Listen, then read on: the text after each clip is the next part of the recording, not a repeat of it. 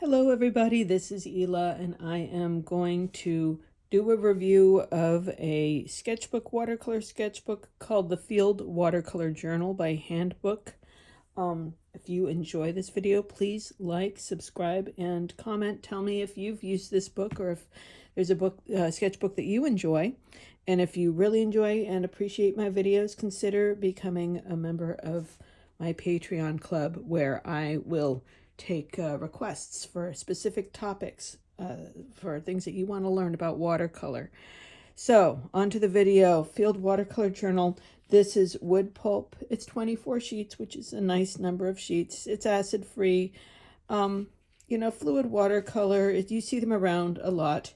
But here's my experience with the journal, and this kind of answers some questions that students have about what is it like to, watching me as I develop. This is a few years old, and I don't think my skills have changed that much since I've did this, but students ask frequently, do I really need to use good paper? And my response is, when you use cheap paper, you're going to feel like a beginner. And when I use the paper in this book, I feel like I've lost a few years of practice because I can't do the things I want to do. I can't do the things I'm used to doing.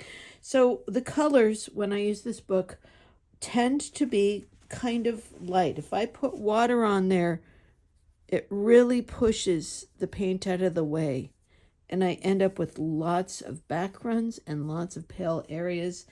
And it's sort of like I'm painting with one arm tied behind my back. I can't really do what I want with my work, and it's frustrating. So this is paler than I wanted it to be, and I kind of lose hope.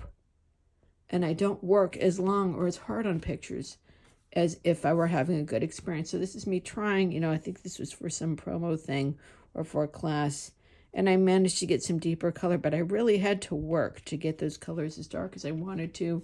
This is a plan for a sweater that I made for a child.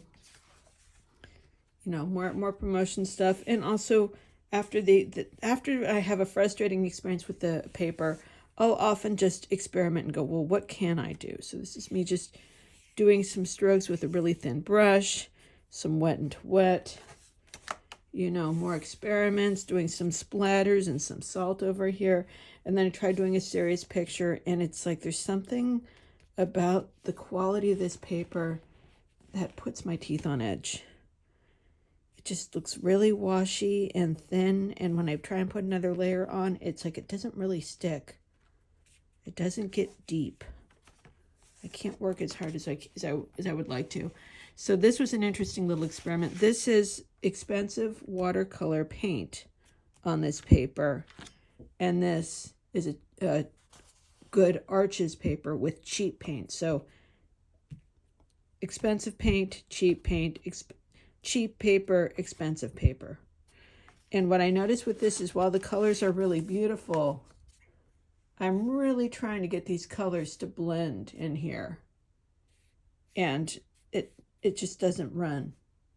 It's having this paint doesn't want to move when I try and do wet into wet.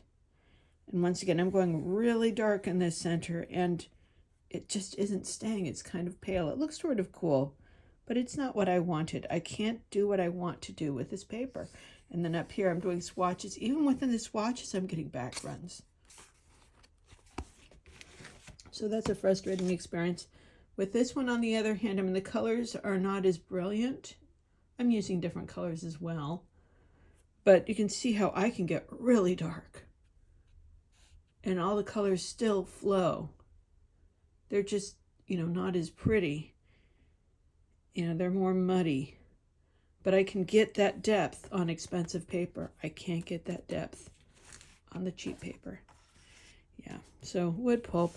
I remember when I was working on this one, somewhere I did some erasing, and it damaged the paper. I think it was right here. Here it is. It's a little bit darker. It's subtle. You may not notice it, but when I was working on it, it was like, oh crap, I can't erase on this paper. No.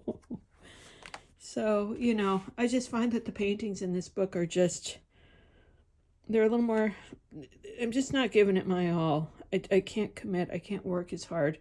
Got this big back run here.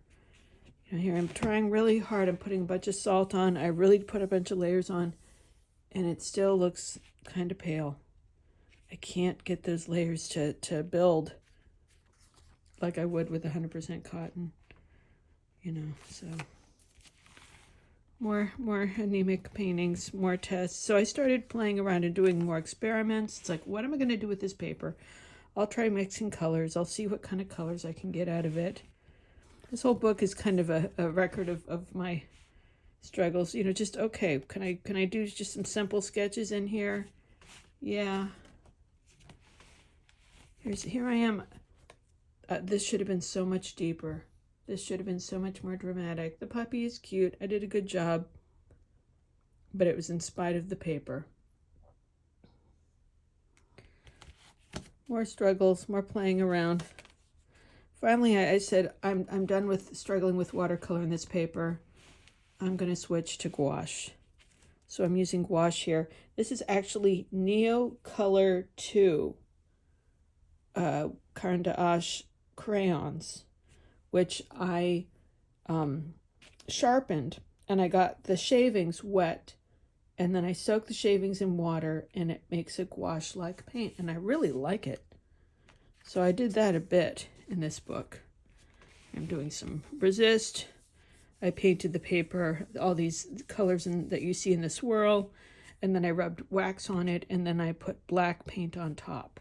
And everywhere where I put the wax, you can see that underpainting of those swirly colors. I could go over this if I wanted to in the background, but I don't know if it's worth it. You know, maybe with gouache. I don't know. I got some nice loose effects in this one. Playing with painting kale. This is that Caran d'Ache opaque paint. I find gouache works much more forgiving. If you have watercolor paper you don't like, you can try gouache on it, although it is a different skill set. Very opaque.